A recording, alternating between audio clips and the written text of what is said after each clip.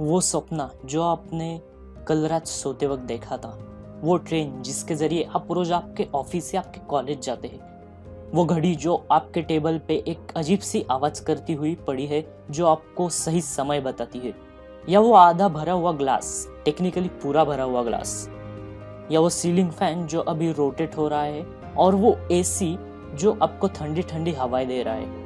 ये सब क्या है? इन सब का जन्म कहाँ से हुआ और क्या ये रियली एग्जिस्ट करते हैं?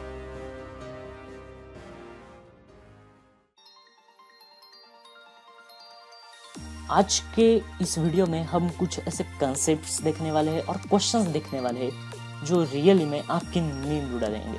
तो चलिए कुछ एक्सप्लोर करते हैं।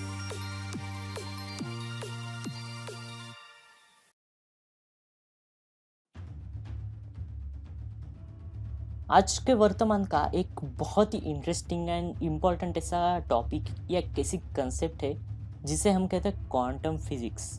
बहुत ही कम शब्दों में बोला जाए तो क्वांटम फिजिक्स की स्टडी एक अलग दुनिया की स्टडी है।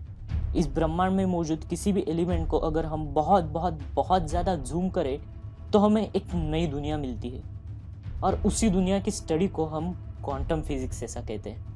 इस स्टडी में हम एटम्स से लेकर क्वार्क्स की स्टडी करते हैं। हर एक एलिमेंट के अंदर बहुत छोटे छोटे छोटे ऐसे पार्टिकल्स होते हैं जिसे हम एटम्स कहते हैं, और वो एटम्स बनते हैं प्रोटॉन, इलेक्ट्रॉन, न्यूट्रॉन इन पार्टिकल्स से, और प्रोटॉन, न्यूट्रॉन, इलेक्ट्रॉन्स बनते हैं क्वार्क्स से। यानी क्वार्क्स अभी तक का सबसे छोटा जाने माने वाला सब्सटेंस है, पर ऐसा भी तो हो सकता है कि उन क्वार्क्स को भी तोड़कर हम उससे भी छोटे सब्सटेंस ढूंढ सकते हैं। लेकिन सुनने में ये जितना आसान लग रहा है, रियल लाइफ में ये उतना ही मुश्किल है, क्योंकि किसी भी 1 ग्राम के सब्सटेंस में लगभग 10⁻23 एटम्स होते हैं, और वैसे एक एटम में कई सारे क्वार्क्स होते हैं।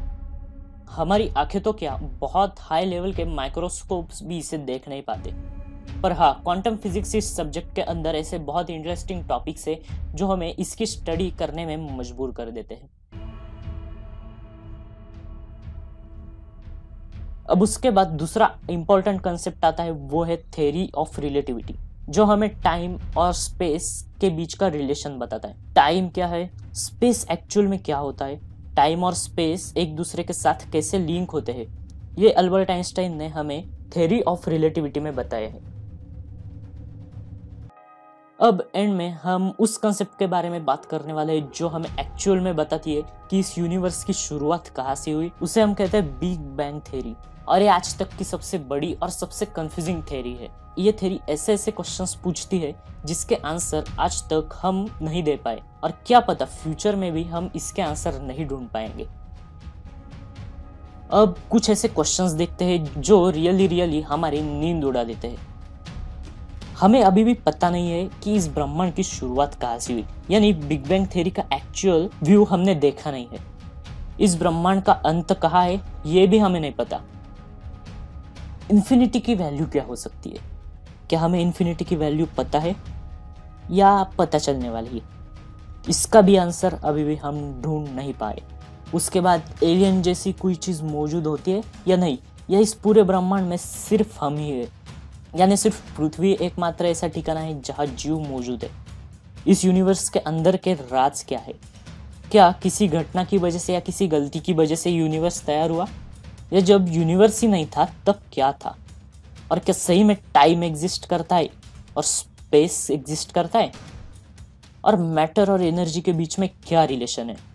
क्या कोई एक चीज़ या एक एनर्जी है जो इस पूरे ब्रह्मांड को कंट्रोल कर रही है, या ब्रह्मांड जैसा कुछ मौजूद ही नहीं है? मतलब क्या एवरीथिंग यानी नथिंग है?